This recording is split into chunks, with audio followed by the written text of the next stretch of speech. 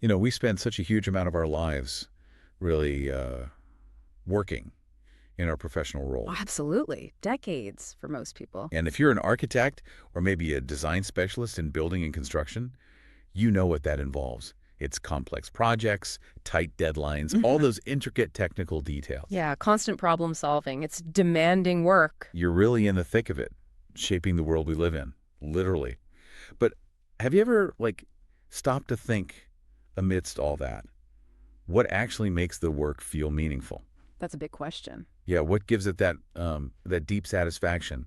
The guy that sticks around long after the project's wrapped up or the design's approved, what is it that really energizes you, makes you want to dive into the next challenge? It's so easy to just get caught up in the day-to-day, isn't it? The sheer volume of tasks, the meetings, site visits, they can fill every waking hour. Totally. But if you're looking for, long-term fulfillment, if you want your career to be more than just like a list of completed buildings, Yeah. understanding that deeper connection, that why, it's just crucial. Absolutely crucial. And that search, that pursuit of something more profound in what you do, that's exactly what we're getting into today. Okay.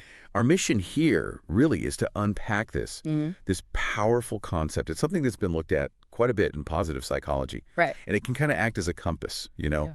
helping you figure out what gives your life, and specifically for you listening, your professional life, that real sense of worth, purpose. Let's call it figuring out your mission I am possible. I like that framing. Not impossible, but I am possible. And the ideas we're talking about, they come from looking closely at source materials, including studies referenced in positive psychology resources. We're trying to bring those insights together for someone like you, working right there in design and construction. Exactly. We know you're immersed in that world. You get the challenges, the incredible potential, of shaping environments. So we're really tailoring this to think about how these ideas about purpose and meaning actually land in the context of your industry. Yeah, the building and construction world has its own unique pressures and rewards, doesn't it? It really does. So our promise, I guess, is to pull out the key insights from these sources, to give you some tools, some perspectives that might help you start identifying your own personal sweet spot, that place where things really align for you. That sweet spot of fulfillment, let's do it. Okay, so let's get into the core concept. At its heart, it's really about what gives your life worth, meaning purpose. Mm-hmm. The sources we looked at describe it pretty simply as a reason for being. Like the French say, raison d'être. It's that fundamental thing that drives you. It helps answer that big question.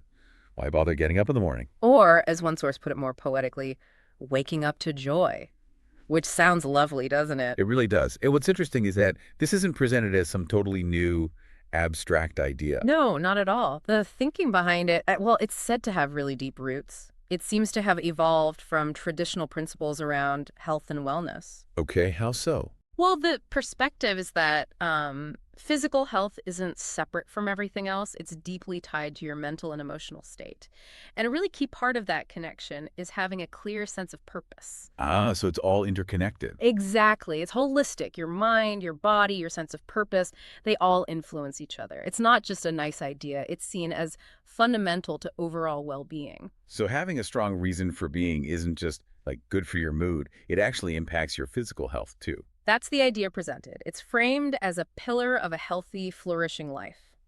And when positive psychology researchers look into this, you see people like psychologist Michiko Kumano defining it as a specific kind of well-being. Okay. And crucially, this well-being doesn't just sort of happen.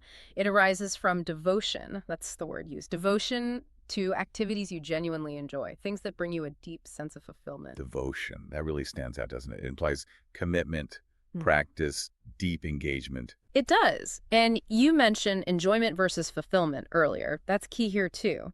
Kumano, according to the source, makes a really clear distinction.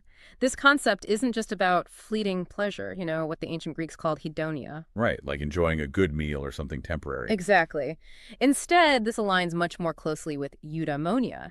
That's the idea of a life well lived, a life of lasting, profound happiness and flourishing, not just chasing the next pleasant sensation. So it's the difference between maybe the momentary buzz of winning a design competition versus the ongoing fulfillment you get from mastering your craft and seeing your work make a difference. Precisely. That's a great way to put it in an architectural context. And this distinction, it really clicks with principles from cognitive behavioral therapy, CBT. Oh, interesting. How does it connect to CBT? Well, CBT often emphasizes, pursuing activities that give you both enjoyment and a sense of mastery. Doing that is actually seen as a way to actively support your mental health, even help with things like depression or anxiety. Right, because you're actively engaging, achieving things, feeling competent. Exactly. The very act of finding something you enjoy, getting good at it, and really pursuing it, it's inherently therapeutic. It builds that sense of purpose. It's not passive at all. It takes effort, engagement. Mhm. And linking back to that simple idea, the reason to get up in the morning, neuroscientist Ken Mogi offers that really relatable translation. Yeah, just a reason to get up in the morning, or that more poetic one, waking up to joy. It makes this potentially huge abstract idea feel very grounded, very real in our daily lives. Which feels like a natural bridge to talking about flow states, doesn't it? Hilly Csikszentmihalyi's work. Absolutely. Flow, that amazing feeling of being completely absorbed in what you're doing, totally energized, being in the zone. We've all felt that, hopefully. Those times when you're just performing at your absolute peak Yeah. and time just vanishes. Right. The source material talks about these flow moments as being like a string of your best moments, when you're stretching your body or your mind, pushing your limits. Usually it involves voluntary effort, Mhm. right? Aimed at doing something that's difficult but also feels worthwhile. Exactly. Think about an architect lost in solving a really tricky spatial puzzle in a design. Or maybe a site supervisor skillfully handling an unexpected problem that pops up during construction. Those moments of intense focus and challenge. Yeah, deep engagement. And the key insight here is that when you consistently do things you genuinely love, things are actually skilled at. And especially if those things also bring value to other people, you dramatically increase your chances of hitting those flow states. Ah, okay. These moments of intense focus, challenge, successfully using your skills, they feel amazing, yes, but they're also deeply connected to that sense of purpose we're talking about. They actively build that feeling of a life well lived. You find purpose through the doing. So it's not only about having some big abstract goal way off in the distance, Mm. it's also about the quality of how you engage with your work day to day. Finding purpose can actually happen in those moments when you're just fully immersed, challenged, using your best skills, totally lost in the process. For an architect or designer, that could be, what? A really productive brainstorming session? Yeah, or maybe meticulously detailing a complex connection. Or the strategic thinking needed to manage a huge project, or finding that clever solution to a really difficult site constraint. Those are exactly the kinds of moments where you might be touching that sweet spot, where you're fully present, using your skills, tackling something worthwhile. That's flow, and it's tied right into this deeper sense of meaning. Okay, that makes a lot of sense. Now, something important the source material points out. This concept, this reason for being, it's not usually just about your personal fulfillment, is it? Like in a vacuum. No, that's a really crucial point. It's not typically framed as being solely about what makes you happy or gives you meaning, detached from everyone else. Mhm. The source emphasizes its dual nature. Historically, and in many interpretations, it's understood as both a personal quest, finding what brings you joy and meaning, and something that benefits others, something that contributes positively to your community or society. So the ideal outcome, then, is finding something that brings meaning and purpose to your life, Yes, while also letting you contribute something good to the world. It's that intersection. exactly. That powerful sweet spot where personal satisfaction meets making a difference. And the source suggests this potential exists for everyone. Yeah, that's a really hopeful perspective noted. It suggests that everyone has this potential intersection, their own unique blend of passions, talents, and ways they could benefit others. It's not like some exclusive club. It's just a matter of finding it. Finding it, yeah. And that's presented as something that lies within everyone, just waiting to be uncovered. But it's not always easy or obvious, right? The source implies it takes, well, time and self-reflection, real effort, maybe. Definitely. It's a journey of discovery, exploring yourself, understanding the world around you better. It's about identifying your personal mission, I am possible, seeing it not as some impossible dream, but as something real and achievable for you. Which brings us nicely to that visual tool, the diagram that everyone seems to associate with this idea. Ah, yes, the diagram. 4 overlapping circles. Many people listening have probably seen some version of it floating around online or in books. For sure. The source describes it as a really well-known visual that tries to capture both the personal and the social sides of this concept. It's like a map, almost, a philosophical framework. Right. So imagine these four big circles, each representing a key aspect of life, and they all overlap in the middle. Let's break them down, maybe thinking specifically about how they apply to an architect or designer. Good idea. What's the first circle? The first one is what you love. This is probably the easiest to grasp. It's all about the activities, the experiences, the subjects that genuinely bring you joy, things that make you feel alive, fulfilled. Like the source example, sailing, poetry, reading history. Things done just for the love of it. Exactly. So for you listening, thinking about your work and maybe life outside work too, what specific parts of architecture or design truly excite you, really light you up? Is it that initial, messy, conceptual sketching phase? Or maybe diving deep into architectural history to inform a new project. Yeah. The tactile feel of working with certain materials. Yeah, or the buzz of collaborating with a really diverse team. Maybe it's the intellectual challenge of sorting out complex building systems. It's important here, isn't it, to think really broadly at first. Don't worry yet about if you're good at it, or if it's needed, or if it pays. Just what makes your heart beat faster? What could you happily lose hours doing? That's the key, is that the big picture thinking, the fine-grained technical stuff, the research, the on-site chaos, the polished client presentation, just identify those moments of pure enjoyment. Okay, sphere number one, what you love. What's next? Sphere number two is what you are good at. This is all about your skills, your talents, your competencies, things you've learned, practiced, honed, or maybe things that just came naturally. Like the source examples, playing an instrument, being empathetic, public speaking, or even highly specialized skills. Right. These are your capabilities, what you can do regardless of whether you love it or the world needs it right now or it's what pays the bills currently. So, as an architect or designer, what technical skills are in your toolkit? CAD, software, structural understanding, sustainable design principles, code expertise. And what about the softer skills? Client communication, negotiation, leading a team, presenting ideas persuasively. Exactly. What talents have others consistently noticed in you? What do you just excel at? Maybe you've always had a knack for spatial reasoning even before university, or a real artistic eye, or you're just brilliant at explaining complex ideas simply. Think about the tasks you nail efficiently, the problems you're particularly good at solving. These are your strengths, your superpowers, maybe. Okay, so we have love and good at. What's the third sphere? Sphere 3 is what the world needs. This one shifts the focus outwards. The source clarifies the world doesn't have to mean like all 8 billion people. Right. It could be humanity generally, or maybe a specific community you care about, or really any group with identifiable needs. Examples given are things like skilled nursing, access to clean water, volunteering for elections, addressing real problems. And for people in design and construction, this connects so directly to making a positive impact, doesn't it? Through the built environment itself. Absolutely. It's about looking around and seeing the challenges. What pressing needs could design help solve? Is it the massive need for sustainable, low-carbon building? Or more accessible public spaces. Truly accessible for everyone. Affordable housing, that's a huge one in so many places. Resilient infrastructure that can handle climate change impacts. Or maybe something more local. Revitalizing a neglected park in your neighborhood. Designing a community hub. Adapting old buildings for new uses. How can your skills, your passion, actually help address these tangible needs?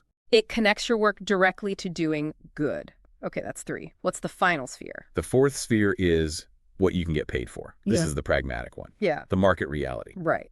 What are people actually willing to compensate you for? What services are currently in demand? Like the source says, you might adore writing poetry or be an amazing rock climber. But making a living from it, that depends on the market. Exactly. So for you, the architect or designer, it's about understanding the economic landscape of your field right now. What design services, what construction expertise is actually valued and sought after. Are clients looking for specialists in, say, sustainable materials? Or maybe modular construction, historic preservation, healthcare design? What problems are clients facing that they will pay you to solve? It's about market viability, Wow. economic sustainability for you. Okay, so those are the 4 spheres. What you love, what you're good at, what the world needs, and what you can get paid for. Now, the diagram shows them overlapping. Right. And according to this model, those overlapping areas have traditionally been given labels, where love and good at intersect. That's often called your passion. Makes sense. Stuff you enjoy and have skill in. Where love meets world needs, that's your mission, what you care deeply about combined with something that helps others. Like your personal cause, your contribution. Where world needs overlaps with paid for, That's your vocation, providing services that are needed and that provide you with a livelihood. Useful work that pays the bills. Okay. And finally, where good at meets paid for. That's your profession, your marketable skills, often where Yeah. careers start, right? Focusing on leveraging skills for income. Right. Passion, mission, vocation, profession. Got it. So the personal sweet spot in this diagram, where is that? Using this visual, the personal sweet spot is right there in the center, the convergence point where all four circles overlap. Ah, the bullseye. Exactly. The source defines it as something you are passionate about, that you are also good at, that the world needs now, and for which someone will pay you. Complete alignment. Where your personal fulfillment, your skills, the needs of society, and economic reality all come together. That's the idea. The source gives a straightforward example. Imagine someone deeply passionate about helping people in crisis. They're also highly skilled at crisis counseling.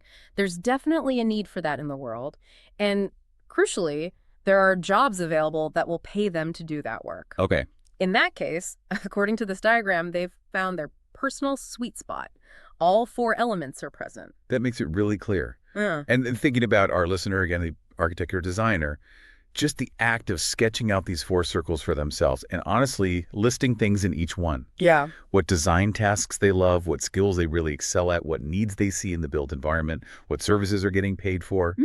That alone seems like a really powerful exercise. Oh, absolutely. It can start to shine a light on where those potential sweet spots might be hiding, or maybe reveal which areas feel a bit empty right now. Yeah, maybe you love sustainable design and the world needs it, but you don't feel skilled enough yet, or you're not getting paid for it specifically. Exactly. Even if you don't find that perfect center immediately, just filling out the diagram mentally or on paper is incredibly valuable for self-reflection.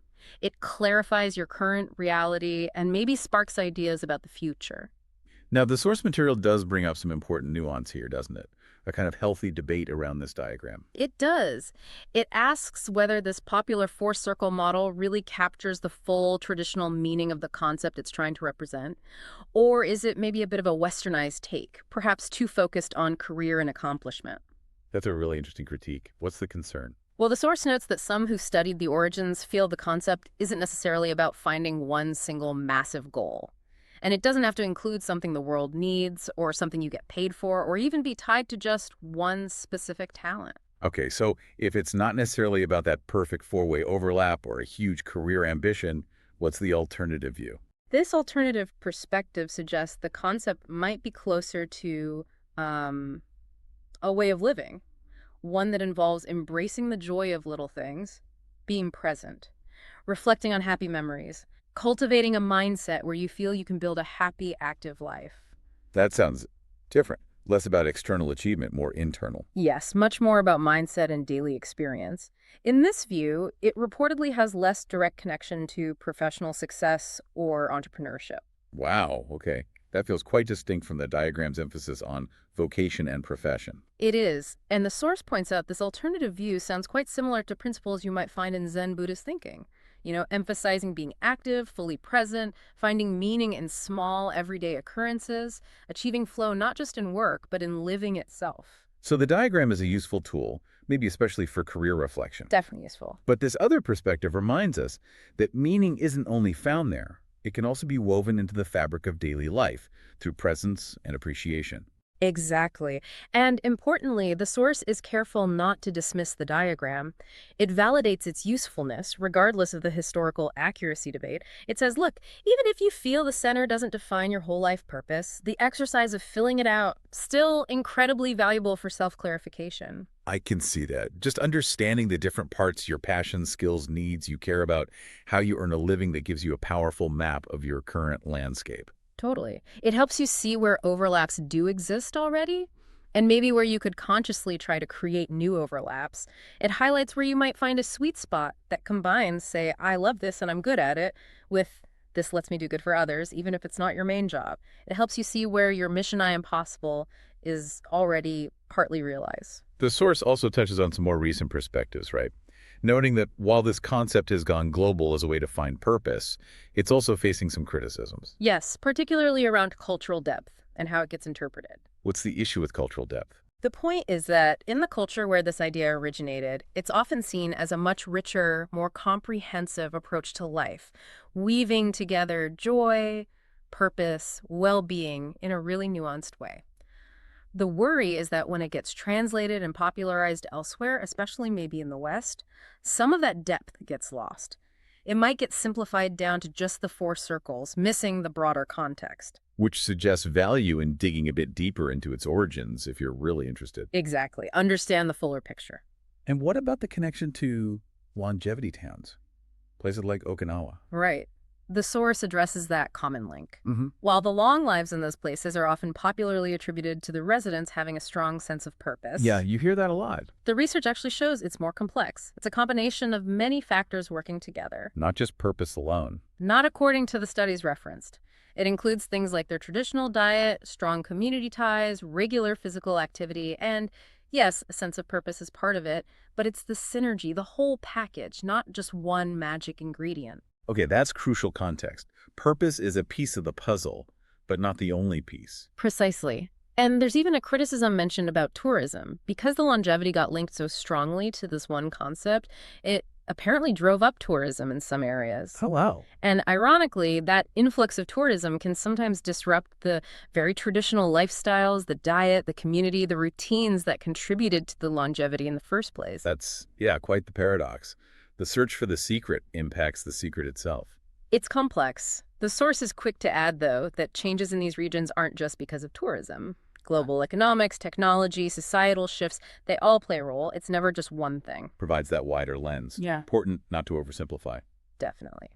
And the source wraps up this section on nuance with a really thoughtful point.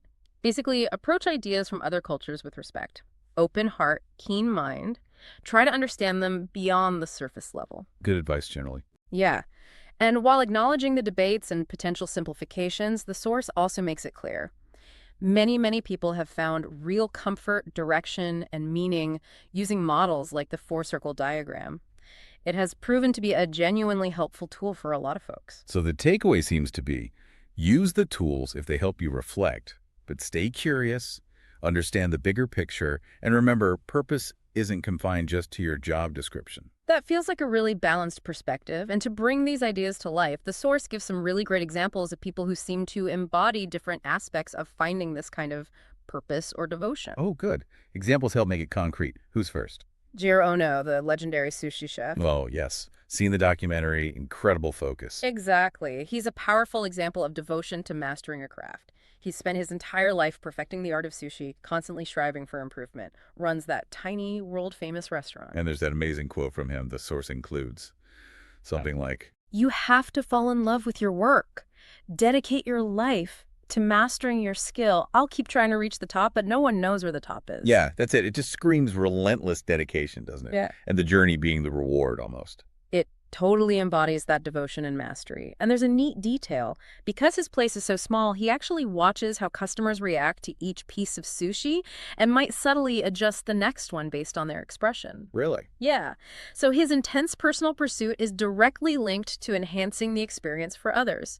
His mission, I am possible, you could say, is that constant refinement shared with his patrons. Even a solitary seeming craft connects outwards. Yeah. Who else? Jane Goodall, the pioneering primatologist. Of course. A classic example. Her story is amazing. Starts with this intense childhood passion for animals. That leads her to study chimpanzees in the wild, which was groundbreaking at the time.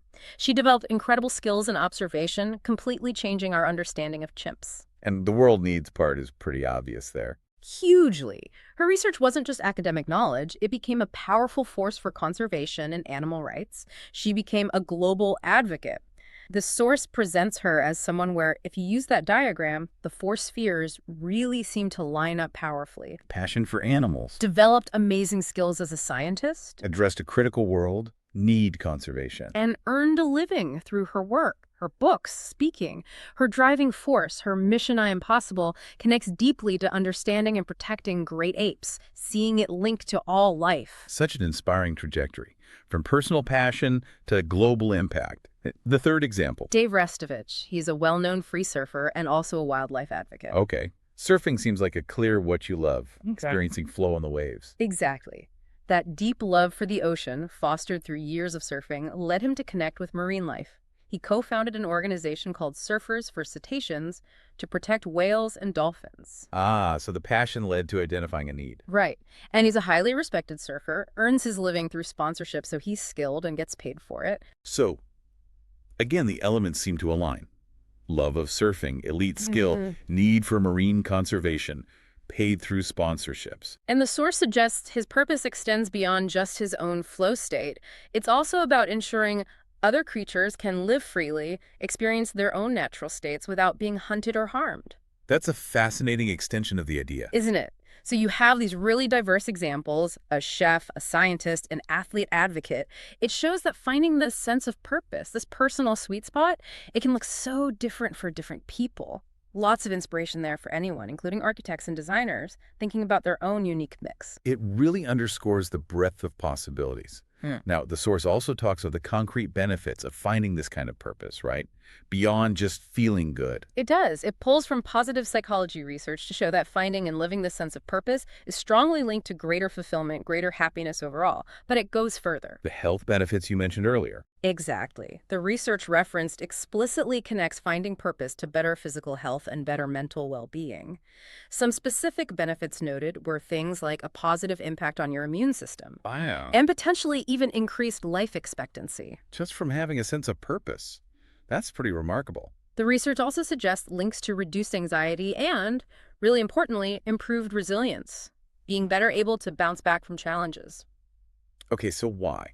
What's the mechanism? Why does purpose lead to better health, more resilience? Well, the source suggests it acts as a kind of deep internal support system, almost spiritual, you could say. It gives you a stronger foundation, makes you more robust when you hit setbacks or failures. Like an anchor. Exactly. It also seems to motivate healthier habits overall. You have a strong reason to get up in the morning. You're maybe more likely to take care of yourself, eat well, exercise, sleep, so you can pursue that reason. Makes sense. And it provides perspective, direction, which is incredibly valuable when times get tough or uncertain.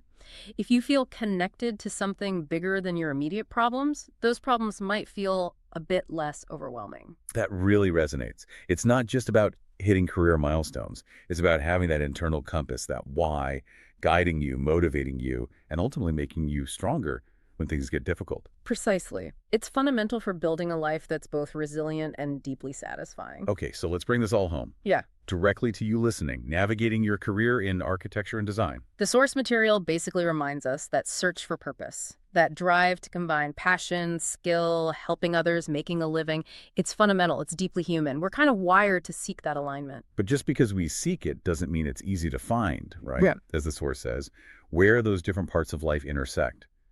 It's not always obvious. Not at all. And that's exactly why taking time for reflection, for self-study is so valuable. Using frameworks like that four-circle diagram, or even just consciously thinking about those four areas in your own life, it can bring so much clarity. It helps you see where you are now and maybe where you want to head next. Exactly. So for you, the architect, the designer, applying this isn't just about, I don't know, getting a promotion or landing a specific type of project. It's more about consciously trying to align your work, the stuff that takes up so much of your time and energy, with what genuinely matters to you. And with how you want to contribute positively to the built environment, to the people using it. It's about finding that profound sense of worth within your career path, moving beyond just doing the tasks. Yeah, it's about shaping your work, maybe project by project, decision by decision, guided not just by external pressures, but by your own internal sense of calling, your own mission I am possible. That really feels like a worthwhile mission. It certainly does. Okay, so to wrap things up today, the core idea, whether we call it finding your personal sweet spot or just cultivating a richer perspective on life, it's about finding meaning, maybe through combining passion, skill, need, and livelihood, or perhaps simply through finding more joy and presence in the everyday. And based on everything we've discussed from the sources, maybe we can boil it down to 3 key takeaways for you to consider. Great. Takeaway number 1. First, defining your personal sweet spot is really a journey. It involves exploring that intersection of what you love, what you're good at, what needs you see in the world that resonate with you, and practically how you sustain yourself. This concept, backed by positive psychology insights, offers a path towards greater fulfillment and purpose. Okay. Second takeaway. Second, Actively pursuing this sense of purpose is linked to real benefits, enhanced well-being, better resilience. Finding this alignment isn't just about career satisfaction. Research suggests it can impact your physical health and mental toughness too. And remember, purpose isn't only found in one big goal. It can emerge from flow states in your daily work and from consciously contributing positively to others, even in small ways. Makes sense. And the third takeaway. And third, while tools like the four-sphere diagram can be super helpful for reflection and seeing potential alignment, the heart of this idea is maybe broader than just that. It also includes cultivating joy in the present, appreciating the small things, and recognizing how interconnected our personal fulfillment often is with contributing to the well-being of others. Excellent summaries. Yeah. Okay, let's leave you with a final thought to mull over. Something to take back into your work. Yeah. Think about one specific thing, a project, a task, even just a meeting that you worked on very recently as an architect or designer. Just pick one thing. Now, take a second and consider. Which of those four areas we talked about, what you love doing in it, what you were particularly good at, a need it addressed, or why it was valued or paid for, which of those felt most prominent, most meaningful to you in that specific instance? Interesting question. And then the follow-up is, how might you intentionally try to shape your future work, your next projects, your daily choices, so that they combine more of those elements? How could consciously moving towards that intersection, passion, skill, need, livelihood, or even just deliberately seeking more joy and presence in what you're already doing, how could that start to shape your future and bring you closer to your unique mission, I am possible? That's definitely something to chew on, a powerful reflection. Hopefully useful. Thanks for exploring all this with us today. My pleasure. Until next time.